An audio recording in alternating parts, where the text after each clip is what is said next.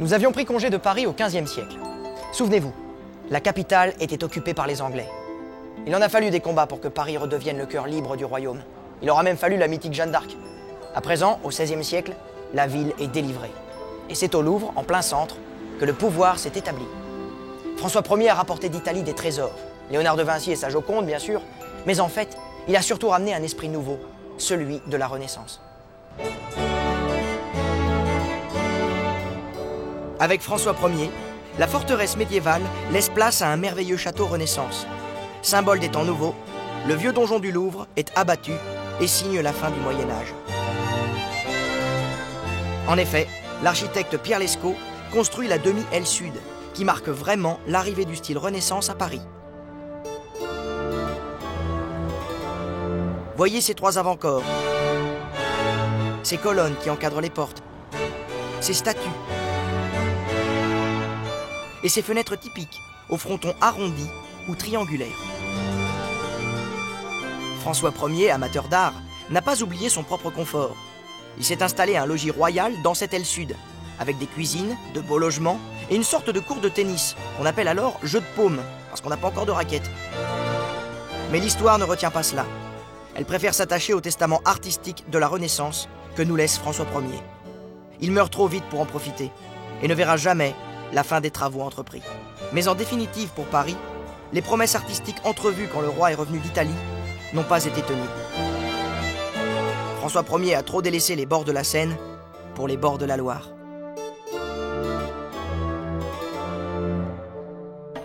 La fameuse Joconde qu'il a rapportée de voyage va voyager dès lors de château en château et changer d'adresse au fil des siècles. Amboise, Fontainebleau, le Louvre, Versailles, les Tuileries. Avant de revenir définitivement au Louvre, mais en 1804. Le Louvre, qui s'enorgueillit, est aujourd'hui le plus vaste édifice de la capitale et sans doute le musée le plus resplendissant du monde. Eh bien, tout cela a commencé avec François Ier. Les grands travaux entrepris vont durer finalement 300 ans. Ils ne seront véritablement achevés que sous Napoléon III au XIXe siècle, voire même au XXe siècle, avec l'ajout de la fameuse pyramide. Mais le pli est pris. Désormais, chaque souverain comme lui va vouloir marquer le palais de son empreinte. Mais au temps de François Ier au XVIe siècle, si la Renaissance est un bouquet flamboyant des arts et de l'architecture, elle est aussi un temps d'obscurantisme et d'intolérance religieuse. Le dimanche 24 août 1572, jour de la Saint-Barthélemy, les gentilshommes protestants, hôtes du nouveau roi Charles IX, sont conduits dans la cour du Louvre. Certains s'échappent, d'autres n'ont pas cette chance. Charles IX a succédé à François Ier, et l'un de ses principaux conseillers est protestant. À l'époque, la noblesse se déchire et les oppositions entre catholiques et protestants grandissent. Catherine de Médicis, la mère du roi, est jalouse de l'influence du conseiller protestant sur son fils. Elle projette son assassinat. Mais la tentative rate.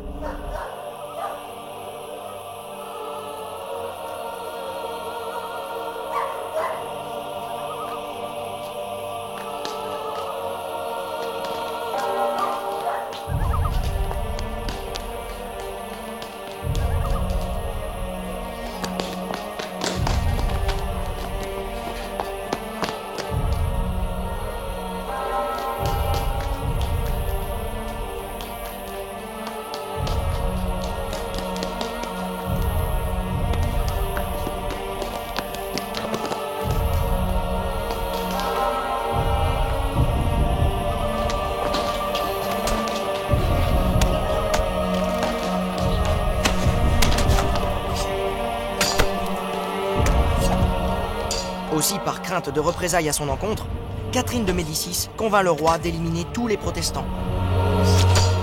Le peuple catholique de Paris se lance dans l'horreur. Et chacun massacre son protestant, homme, femme ou enfant. Mais combien d'innocents ont-ils trouvé ainsi la mort pour leurs croyances? Les estimations sont difficiles, mais les historiens s'accordent généralement sur le nombre de 3000 victimes.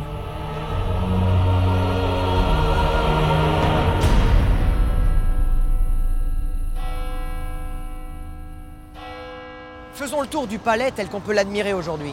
La grande galerie qui longe la Seine de la cour carrée du Louvre jusqu'aux Tuileries fut achevée sous Henri IV. D'ailleurs, en s'approchant, on peut voir gravé dans la pierre la signature du bon roi Henri, un H entrelacé de 2 G, G comme Gabrielle d'Estrée, sa favorite.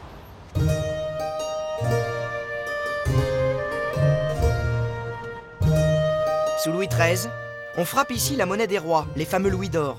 Et savez-vous qu'au premier étage, Henri IV organise des chasses aux renards pour initier ses fils à la chasse à courre.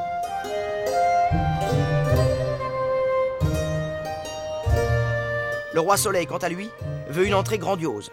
Aussi, en 1671, il charge l'architecte Claude Perrault, le frère de Charles, l'auteur des contes, de construire la sublime colonnade du palais. Mais il faudra attendre 1811 pour admirer les travaux entrepris près d'un siècle et demi plus tôt. Hélas, à partir du guichet du Carrousel et jusqu'au pavillon de Flore, le bâtiment que nous avons sous les yeux est une reconstitution du 19e siècle, l'antique édifice ayant disparu des suites d'un glissement de terrain. D'ailleurs, en s'approchant, on peut constater que les N de Napoléon III ont remplacé les H d'Henri.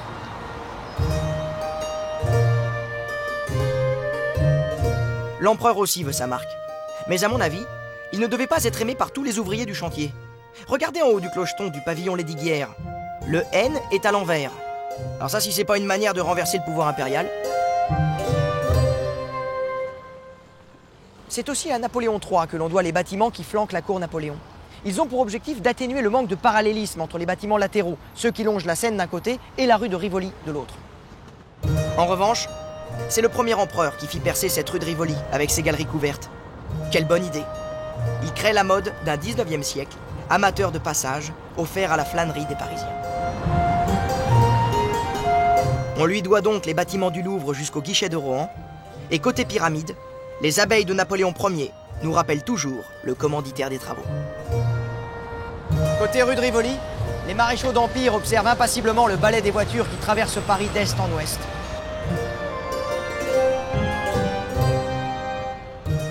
Le Louvre traverse le temps, l'histoire, les passions et les guerres. Mais heureusement, on est bien loin du temps où on massacrait ici les protestants, durant la nuit de la Saint-Barthélemy en 1572.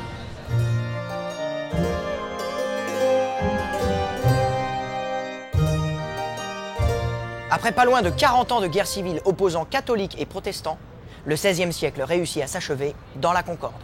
Avec la signature de l'édit de Nantes, le 30 avril 1598, Henri IV reconnaît la liberté de conscience aux protestants. Cet acte fondateur de la liberté de culte est un vrai signal de pacification. Mais il n'empêche pas, 12 ans plus tard, le bon roi Henri d'être assassiné par un illuminé catholique. La voix de Dieu lui aurait commandé son geste. Pendant ce temps, Paris est devenue la ville la plus peuplée d'Europe. 300 000 habitants. Elle attire les arts, les idées nouvelles et les hommes. Cette densité urbaine la fait grandir de manière anarchique. Paris est un labyrinthe, composé de ruelles étouffantes. Il faut agrandir l'espace public, et notamment construire des ponts pour faciliter la vie. Le premier sera en pierre, c'est décidé. Les bras de la Seine qui séparaient les 3 petits îlots sont comblés, et ces espaces s'incorporent à l'île de la Cité.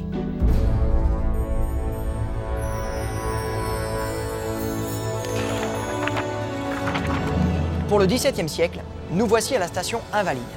Pourquoi? Parce que Louis XIV considère la création de l'Hôtel des Invalides comme la grande idée du règne. Apporter aide et assistance aux anciens soldats invalides de guerre. Ceux qui ont exposé leur vie doivent pouvoir couler des jours paisibles, et l'Hôtel des Invalides y pourvoira. Il imagine déjà une distribution gracieuse de béquilles et de jambes de bois. Équipés, les Invalides pourront se promener aux alentours, et même sur la Seine, en empruntant le premier pont de pierre de Paris.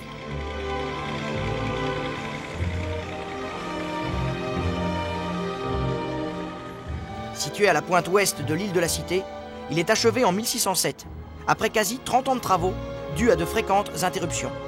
Les troubles des guerres, les problèmes de financement ont tour à tour gêné sa construction. Mais peu importe, il s'est construit et le tout Paris s'émerveille de ce pont neuf.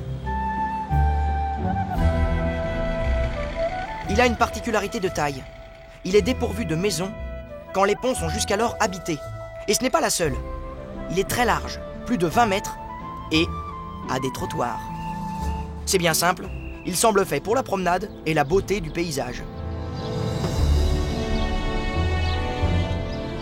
L'édifice, de 238 mètres de long, est massif, solide et très pratique. Il relie la rive droite à la rive gauche et facilite les échanges comme la circulation. Mais on s'est soucié de le rendre esthétique, pour en augmenter le prestige. Voyez ces tourelles, sortes de balcons-terrasses en demi-cercle à chaque jonction d'arches. On les croit destinées à la contemplation, mais elles servent en fait aux marchands qui y exposent leurs produits. Les Parisiens s'y pressent, et c'est assurément le lieu de promenade le plus prisé de toutes les classes sociales. Aussi, il est recommandé d'y faire attention à sa bourse. Les tire-laines et autres vagabonds ont vite fait de visiter avec dextérité les poches des passants, absorbés par un spectacle de rue. Sur le Pont-Neuf, on trouve des poètes, comme des arracheurs de dents, et tous les échos de la vie urbaine. Aujourd'hui, le Pont-Neuf n'est pas le plus neuf, mais le plus ancien encore debout. Il n'est d'ailleurs pas non plus le 9e, mais le 5e des ponts de Paris, vous suivez ? Ce flamboyant Pont-Neuf n'égare pas Louis XIV sur les périls de Paris. Avec l'avènement du roi Soleil, la France trouve un souverain qui n'aime pas outre mesure sa capitale.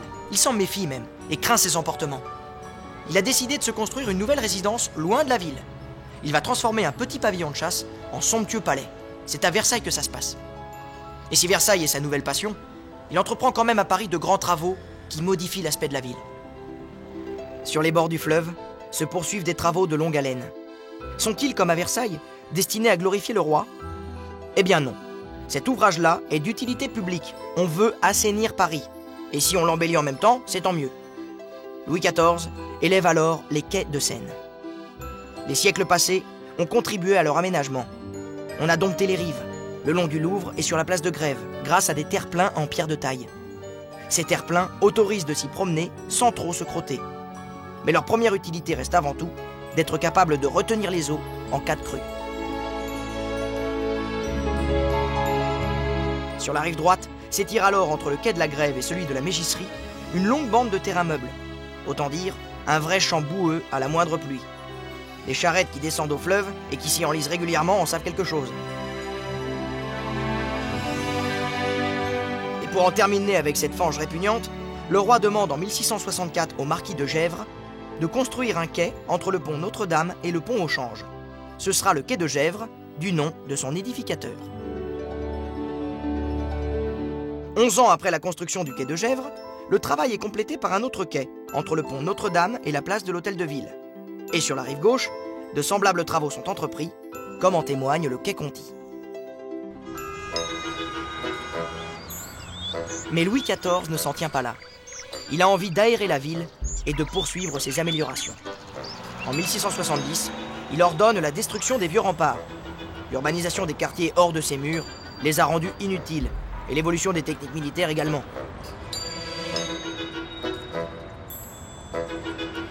Alors, sur la rive droite, le rempart est remplacé par un boulevard. Il va de la Bastille à la Madeleine. Et les Parisiens apprécient de s'y promener.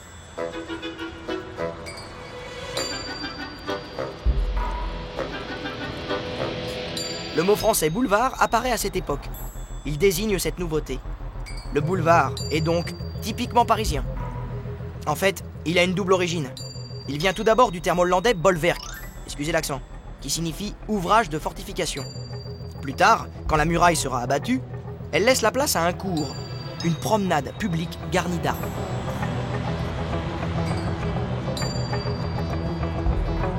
Les Parisiens les appellent boules vertes. Boules vertes, boulevard, boulevard, on s'y retrouve. Et c'est ainsi que le boulevard devient un lieu de délassement, de flânerie et de rêve.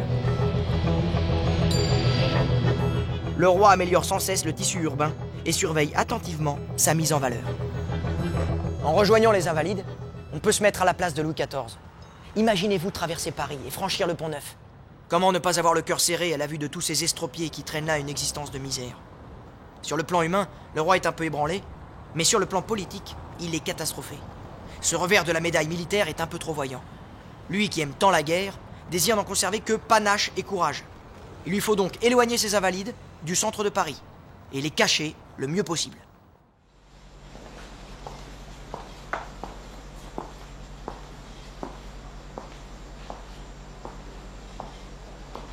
Alors le roi a demandé des propositions. Celle-là lui semble digne d'être retenue. Le plan de l'hôtel des Invalides est simple, imposant, évident. Sur 10 hectares, une grande cour cernée par 5 autres plus petites, entourée de bâtiments rectilignes.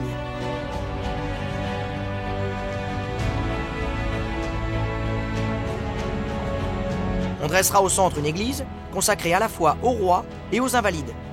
Et il y aura un hôpital militaire, une manufacture pour ceux qui peuvent encore travailler, un hospice et des chambrées.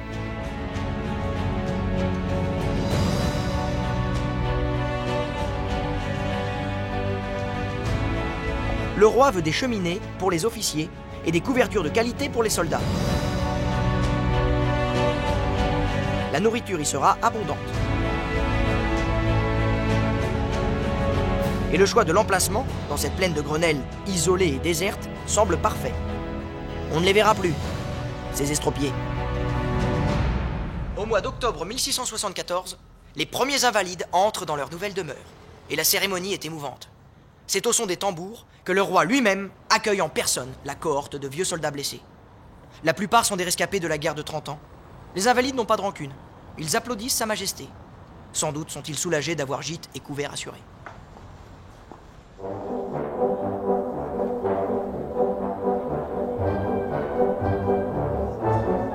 En parcourant la cour d'honneur, on peut facilement se replonger au milieu de ces hommes détruits par la guerre. Les corridors, les poutres, les escaliers à balustres sont tels qu'ils étaient à la fin du XVIIe siècle.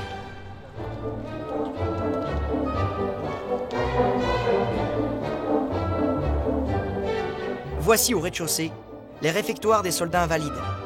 Ils sont occupés aujourd'hui par le musée de l'armée.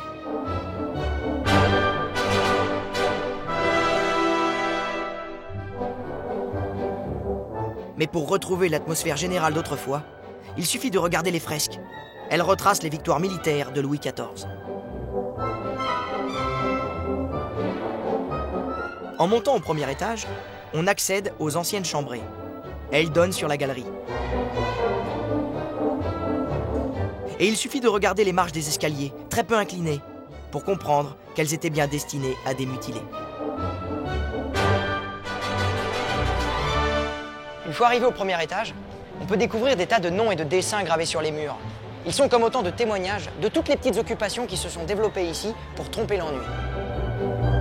Ainsi, vers le corridor du Quesnoy, derrière la statue du grenadier, au-dessus du parapet de droite, on voit une chaussure à talons rabattus. Elle rappelle la mode des talons rouges. Eh bien, c'est un graffiti du grand siècle.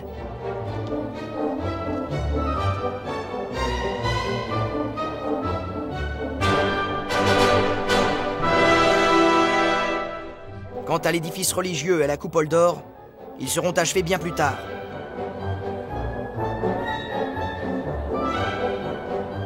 Un problème architectural de préséance s'étant posé. Comment réunir en un même lieu et au même moment le roi Soleil et les plus humbles de ses sujets? Eh bien, l'architecte Hardouin Mansart va trouver la solution. Avec lui, le bâtiment se dédouble dans un ensemble cohérent. La nef représente l'église destinée aux invalides.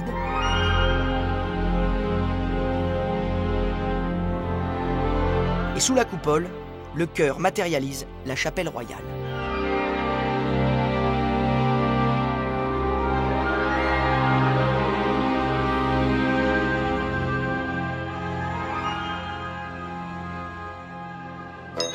Non loin de là, Paris s'agite, entre les tonneaux des porteurs d'eau, les mannes d'osier des marchands de volailles et les lourds tombereaux chargés de grains qui obstruent les ruelles. Pour circuler, il faut se frayer un chemin entre les fiacres et les carrosses, les charrettes brinque-ballantes et les cortèges de bœufs traînés vers l'abattoir. Le pauvre piéton risque à tout instant l'accident. Mais les travaux de Louis XIV ont supprimé les remparts, dessiné les boulevards et consolidé les quais. La municipalité a pour sa part financé 2 arcs de triomphe dédiés au roi. Ils sont élevés à l'emplacement de 2 anciennes portes. On les a supprimés lors du programme d'embellissement et d'allègement de l'appareil guerrier devenu inutile. L'arc de la porte Saint-Denis est érigé en l'honneur des victoires en Flandre. Celui de la porte Saint-Martin, plus modeste, en souvenir de la conquête de la Franche-Comté.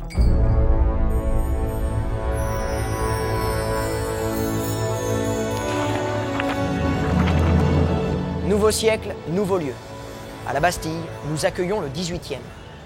Au départ simple forteresse, la Bastille est construite dès 1370 pour protéger la porte Saint-Antoine et servir de refuge au roi en cas de colère des Parisiens.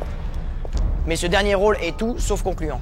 En 1413 déjà, les classes populaires parisiennes se soulèvent et la prennent.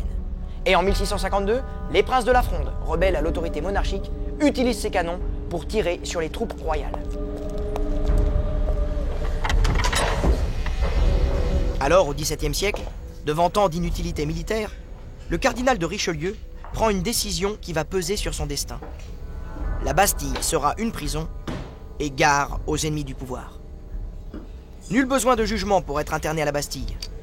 Un ordre du roi, une lettre de cachet suffisent amplement.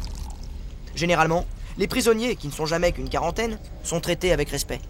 Il s'agit souvent de jeunes nobliaux en rupture de ban, et le régime pénitentiaire se montre avec eux des plus complaisants. Ils apportent leurs propres meubles et donnent même des dîners fins. On leur accorde aussi parfois l'autorisation de sortir dans la journée à condition de revenir le soir coucher en prison. Mais tous les prisonniers n'ont pas droit au même régime.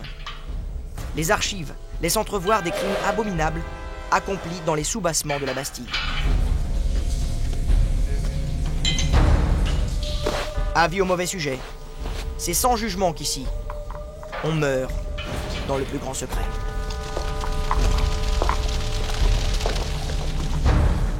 Au pied de la Bastille, le faubourg Saint-Antoine n'est pas un faubourg comme les autres. Il abrite les artisans pauvres. Ici, ils ont droit de travailler librement, à l'écart des organisations professionnelles. Ébénistes, menuisiers, cordonniers, chapeliers exercent en voisin. Chaque jour, le quartier est parcouru par des paysannes de banlieue qui viennent vendre des œufs ou des légumes. Il y a de redoutables poissonnières, des cantines en plein air où le peuple aime à se retrouver. Cette population miséreuse est toujours prête à exprimer sa colère. C'est elle qui, pour une épidémie de trop, une mauvaise récolte ou une taxe abusive, encourage les artisans à la protestation. Et le mécontentement du petit peuple du faubourg Saint-Antoine va se révéler. Chacun pense que la révolution commence le 14 juillet 1789. C'est une erreur. Elle a débuté 3 mois plus tôt, le 27 avril précisément. Ce jour-là, le faubourg est en ébullition. L'objet de la colère des artisans se nomme Jean-Baptiste Réveillon, propriétaire d'une manufacture de papier peint. Il est établi ici, près de cette fontaine. Réveillon a proposé à la ville de Paris une série de mesures pour lutter contre la pauvreté. Cet économiste improvisé propose de supprimer la taxe perçue sur les marchandises à l'entrée de la ville. On vendra ainsi les produits moins chers. C'est bien, mais il suggère aussi de diminuer les salaires, puisque tout sera meilleur marché. L'ouvrier qui gagne 20 sous devra se contenter de 15 sous par jour avec la réforme Réveillon.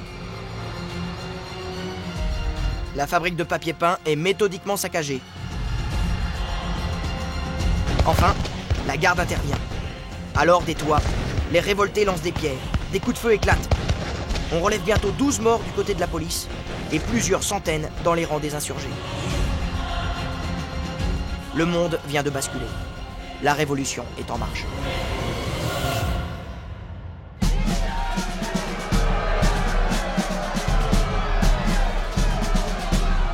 Le 14 juillet 1789, la colère populaire n'est pas retombée. L'odeur de la poudre imprègne encore le faubourg Saint-Antoine. On dit qu'un complot se prépare. Un complot contre qui? Contre les émeutiers?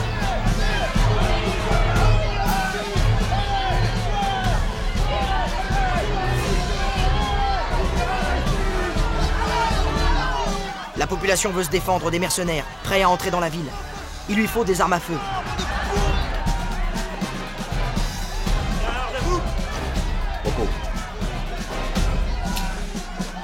Il y a de la poudre à la Bastille. Prendre la Bastille, personne n'y songe. Mais on veut bien faire main basse sur ses réserves de cartouches et de boulets. Oui! Allez, vive la révolution! Rendez-nous la Bastille! Calmez-vous, calmez-vous! Attendez! Calmez-vous, les amis! Je veux parler à un officier. Qu'est-ce que tu veux? Libérez la Bastille! Donne-moi ta parole qu'aucun mal ne sera fait à personne. Tu as ma parole. Je vais en parler au gouverneur.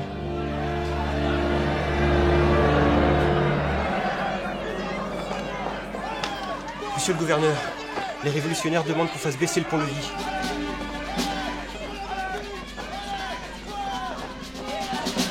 Soit.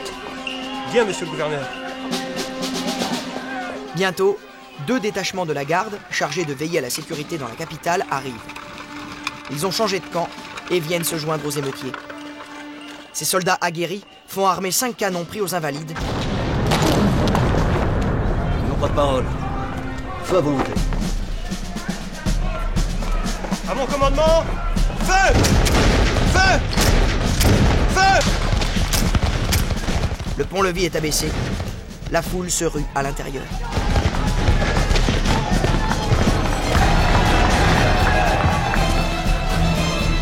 Vive la liberté!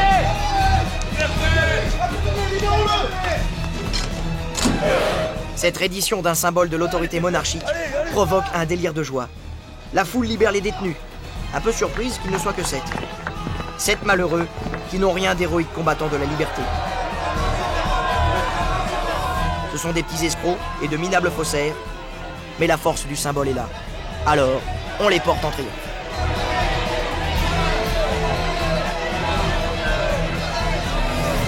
À partir de cet instant, il n'y a plus de retour possible. Dès le 16 juillet, la démolition de la Bastille est ordonnée. 800 ouvriers sont engagés à 25 sous par jour pour abattre ce qui apparaît toujours comme le bastion de la tyrannie. Les pierres serviront à construire le pont de la Concorde. D'autres se transforment en souvenirs héroïques. En effet, un artisan malin les taille aux formes de la forteresse et les vend dans toutes les provinces du pays comme des bibelots sacrés de la liberté. Et avec les chaînes des prisonniers, il confectionne des médailles patriotiques. Les révolutionnaires ont voulu qu'il ne restât rien de la Bastille. Partons pourtant sur les traces de cette forteresse abattue. Dans le métro tout d'abord, sur le quai de la ligne 5, on voit apparaître ces pierres jaunâtres. Ce sont les fondations d'un mur de la Bastille. Elles ont été mises au jour en 1905, au moment où on creuse le tunnel du métropolitain.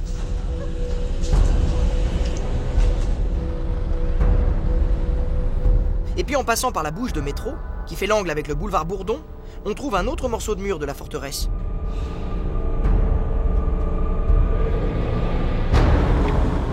Dehors, sur la place, à l'angle du boulevard Henri IV et de la rue Saint-Antoine, ce pavé brun sur le sol indique la position exacte de la forteresse. Un peu plus loin vers la Seine, le port de l'Arsenal rappelle le fossé de l'enceinte.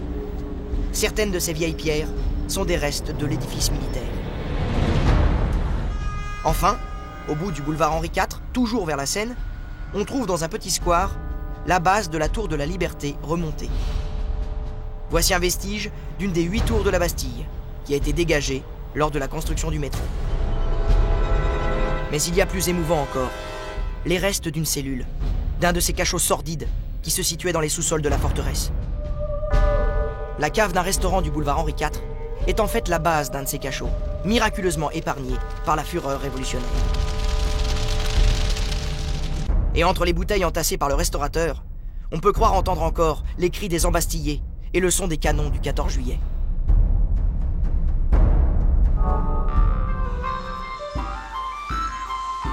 À moins que ce ne soit les échos d'une autre musique. Figurez-vous que dès le 14 juillet 1790, un an pile après la prise de la Bastille, une grande tente est installée sur les ruines de la forteresse. Devant celle-ci, un écriteau précise « Ici, on danse ». Il s'agit de la naissance d'une tradition qui va perdurer. Le bal du 14 juillet. Et c'est dans les flonflons des bals populaires que l'on fête la première action révolutionnaire. En fait, après la démolition de la forteresse, l'histoire de la place est faite de rendez-vous ratés et de chances manquées, tout au moins sur le plan architectural. Le 16 juin 1792, l'Assemblée législative veut construire une colonne surmontée d'une statue de la Liberté. Un mois plus tard, on pose la première pierre. Mais le projet s'arrête, en butte à des oppositions esthétiques. En 1810, Napoléon veut y créer une fontaine gigantesque, mais étrangement, ce monument doit être un éléphant. Il fera 24 mètres de haut et de l'eau jaillira de sa trompe. Une maquette grandeur nature en plâtre est posée. Après la chute de l'Empire, Cette figure imposante reste à l'abandon pendant plus de 30 ans. La carcasse finit par être détruite en 1846. Et des ruines du pachyderme s'échappent alors des nuées de rats qui vont terroriser le faubourg Saint-Antoine.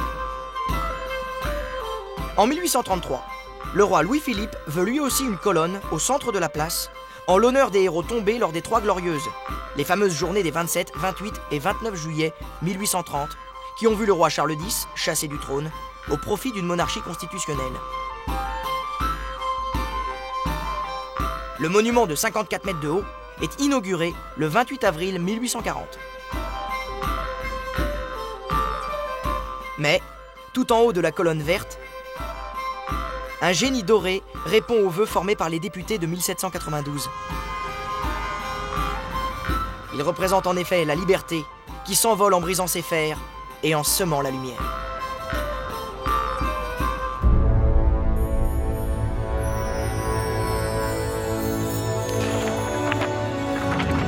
De Bastille à République, il n'y a qu'un pas, ou plutôt un siècle. C'est l'occasion d'entrer dans le 19e. Au sortir du métro, impossible d'éviter l'emblématique figure de Madame la République.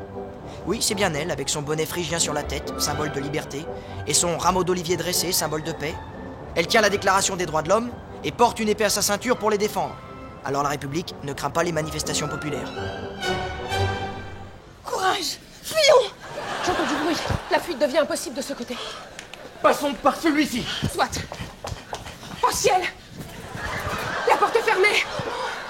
Oh non! Que faire? P. On vient. C'est Roberto. Nous sommes perdus! Comment nous tirer de là? Oh mon Dieu! Prends pitié de nous! Oh. Quoi? Nul moyen?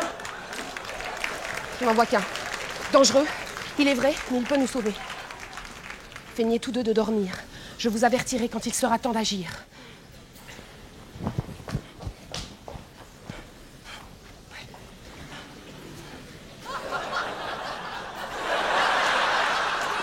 Il dort.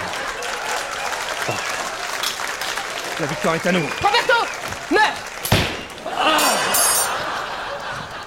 Fuyons!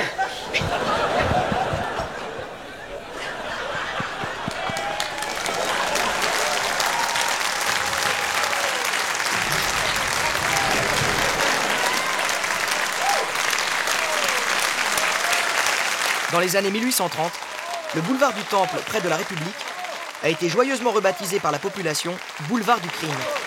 Car chaque soir, dans les multiples théâtres qui le bordent, on poignarde, on empoisonne, on étrangle, pour l'unique joie du public. Gilbert de Pixéricourt y triomphe avec son mélodrame La forêt de Sicile.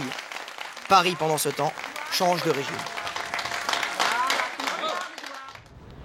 La République est malmenée, soumise à des ambitions de pouvoir. Bientôt, Napoléon III instaure le Second Empire. Et comme tout monarque de France, il s'installe à Paris. Fait étrange, l'empereur et l'impératrice connaissent mal la capitale. Lui a passé son enfance en Suisse allemande et elle vient d'Espagne. Pourtant, ces deux étrangers aiment la France et Paris leur plaît. Ils rêvent déjà d'une capitale remodelée et placée sous le signe de la modernité. On est au 19e quand même.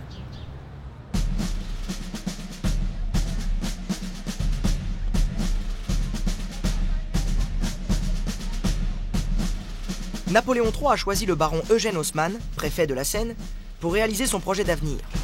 À lui de changer la ville, d'éliminer la pauvreté, responsable des quartiers coupe-gorge, un vrai terrain de prédilection des foyers révolutionnaires. Sa mission est de rendre la ville sûre, propre et aérée. Alors le baron Haussmann n'hésite pas. Il éventre Paris, crée de larges boulevards. Le chantier est énorme, parce qu'il s'applique à dessiner le Paris de demain, le nôtre. Haussmann connaît la sévérité de l'empereur, et le boulevard du crime est une de ses préoccupations. Il en déteste le côté canaille et populaire, si contraire à l'ordre et à la discipline que lui affectionne. Trop d'agitation le secoue. Une solution s'impose. Il faut raser le boulevard du crime. La place du Château d'Eau, qui sera la place de la République, est agrandie. De grandes voies sont percées. Les actuels boulevards de Magenta, Voltaire et avenue de la République apparaissent.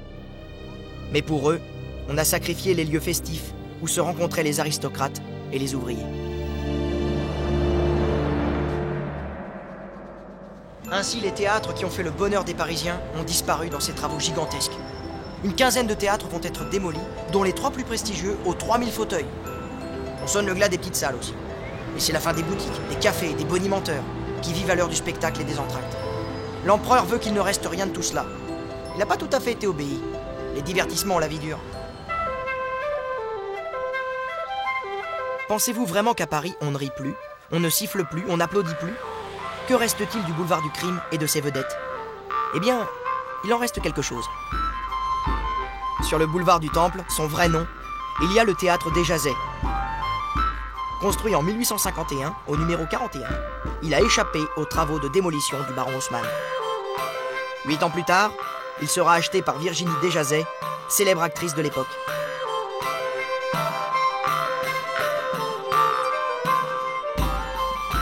Mais au début de la Seconde Guerre mondiale, il doit fermer ses portes, puis est transformé en salle de cinéma. Et échappe de peu à sa reconversion en supermarché en 1976, grâce à une forte mobilisation du monde des arts et du spectacle.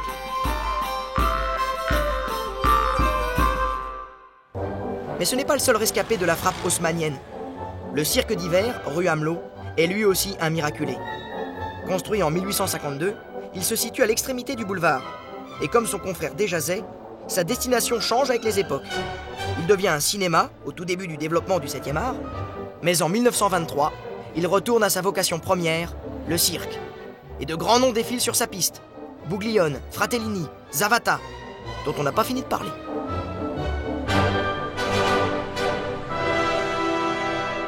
Haussmann, lui, poursuit son œuvre obstinément, avec une passion pour la ligne droite. Les travaux du baron Haussmann s'étendent sur 17 ans, presque toute la durée du Second Empire. Pour les Parisiens, des années de poussière, de gravats, de trous et de rues chamboulées. Et même si on leur a expliqué par une campagne que c'était pour embellir, agrandir et assainir Paris, leur patience est à l'épreuve. Haussmann et son culte de la ligne droite tranchent dans le jardin du Luxembourg, détruit le marché des Innocents, abat l'église Saint-Benoît. Sa vision vaut-elle la peine? De cet immense chantier naît une capitale au large boulevard, percée de la place du Trône à la place de l'Étoile, de la gare de l'Est à l'Observatoire. Haussmann fait surgir le boulevard Haussmann, l'avenue de l'Opéra. Il aménage de nouveaux espaces verts pour mieux respirer. Désormais, les Parisiens profitent du parc Montsouris, des buttes Chaumont. Les limites de la ville sont repoussées. Auteuil, Passy, Montmartre, Belleville intègrent les 20 arrondissements, tout juste créés. Paris s'est transformée. Elle est prête à montrer son nouveau visage au XXe siècle.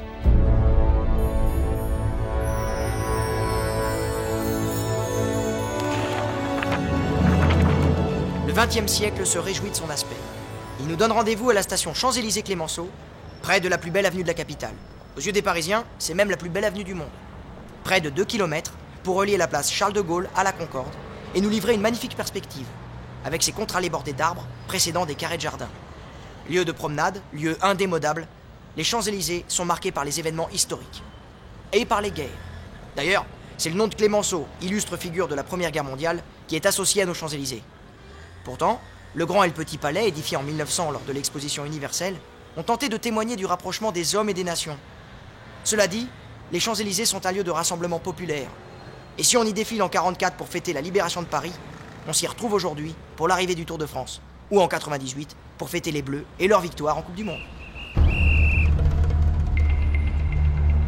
Le haut de l'avenue est marqué par la guerre. La première, celle qu'on nomme pourtant la Der des Der. En 1920, le pays veut honorer ses poilus, qui se sont battus comme des enragés. Surgit l'idée de rendre hommage à la dépouille d'un soldat inconnu, mort au champ d'honneur. 8 corps de soldats français non identifiés sont exhumés. Ils viennent de tous les fronts. Et on en désigne un au hasard. Un cortège solennel, composé de mutilés, d'une veuve, d'une mère et d'un orphelin, accompagne le cercueil du soldat jusqu'à l'Arc de Triomphe.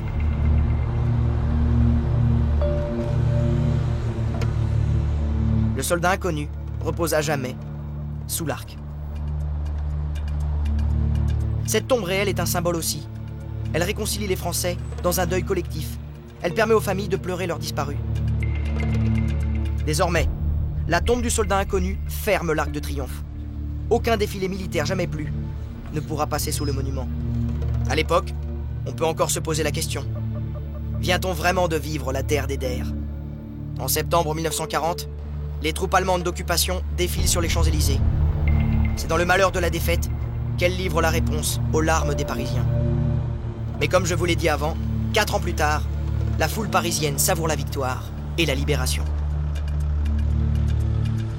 Et c'est en emboîtant les pas du général de Gaulle, qui descend ces mêmes Champs-Élysées jusqu'à la Concorde, qu'elle l'exprime le mieux.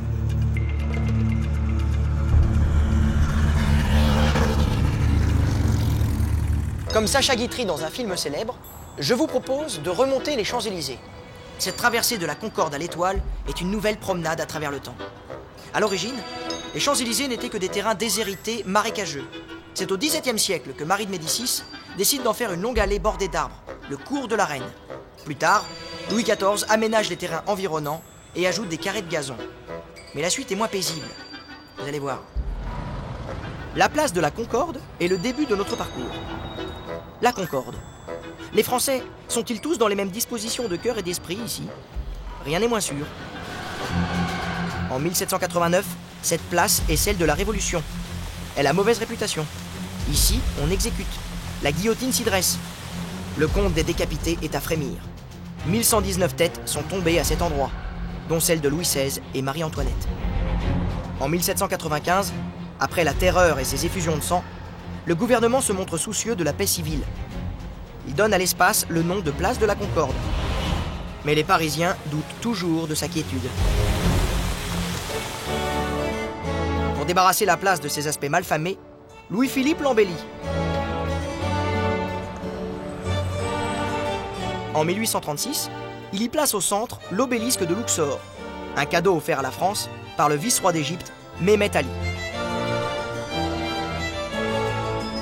Face à la place de la Concorde, de l'autre côté de la Seine, nous avons un aperçu de nos institutions avec le Palais Bourbon. Le siège de l'Assemblée nationale aligne ses 12 colonnes corinthiennes. Construit en 1722 pour Louise de Bourbon, fille de Louis XIV et de la Montespan, il est réquisitionné en 1795. On y ajoute un hémicycle et on en fait l'Assemblée législative. L'histoire nous adresse parfois de curieux clins d'œil. Ce palais Bourbon, emblématique de nos institutions républicaines, porte le nom le plus royal qui soit.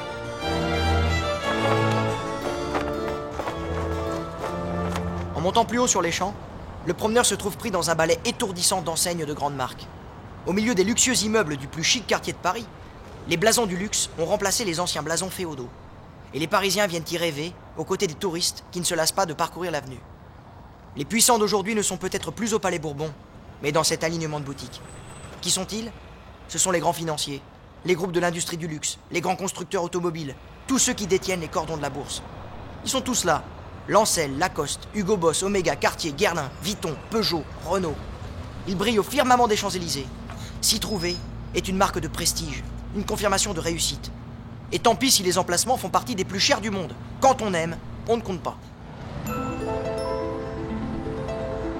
Quelques adresses sont à retenir en remontant les Champs-Élysées. Dès le rond-point franchi, au numéro 25, voici l'ancien hôtel de la marquise de Païva, aventurière russe de haut vol. Vous avez devant vous l'un des rares vestiges des Champs-Élysées sous le Second Empire.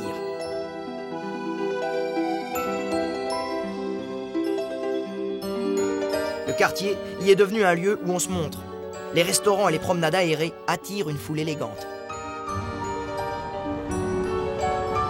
Au tournant du XXe siècle, descendre les champs, pour les calèches, les fiacres, puis les premières automobiles, représente le summum du luxe et de la distinction.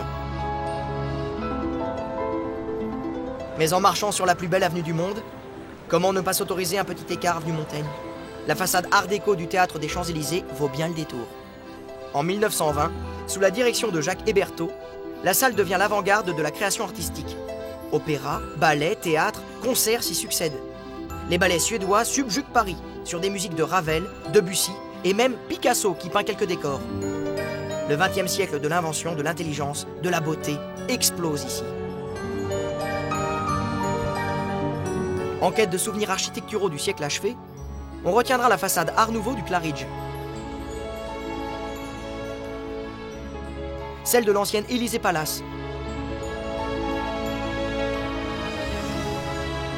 Ou encore l'immeuble Art déco devenu grand magasin.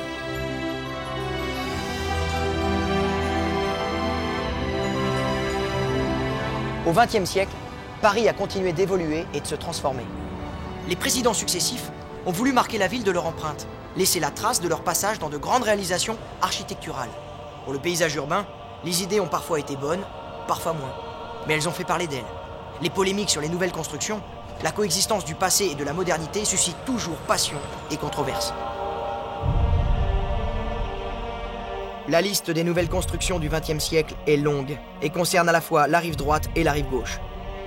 Nous avons la tour Montparnasse, achevée en 1972 et qui voulait marquer l'entrée de Paris dans la modernité.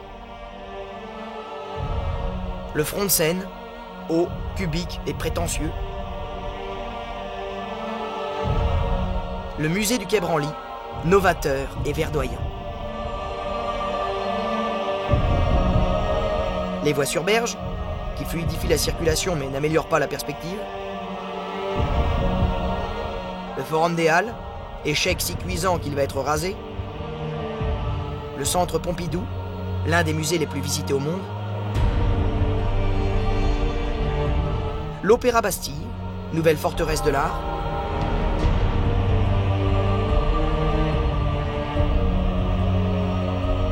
La bibliothèque François Mitterrand, constituée de 4 immenses livres ouverts.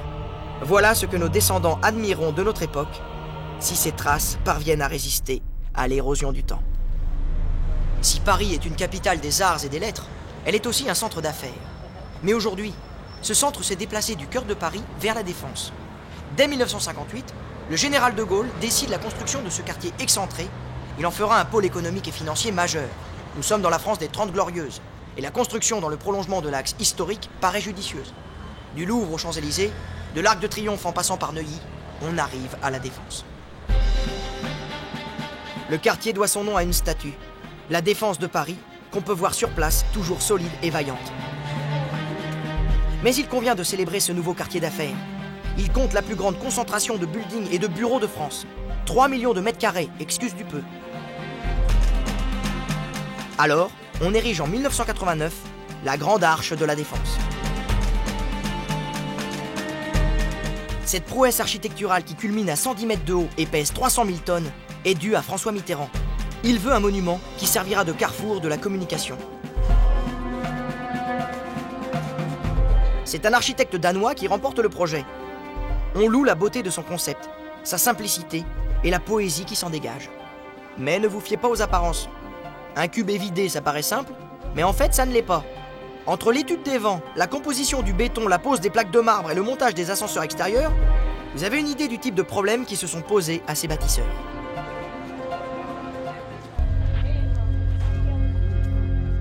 Résultat, la Grande Arche fait la part belle à la perspective et à l'avenir. Mais elle est aussi un trait d'union avec le passé. Vous ne trouvez pas qu'elle a un faux air de l'Arc de Triomphe ?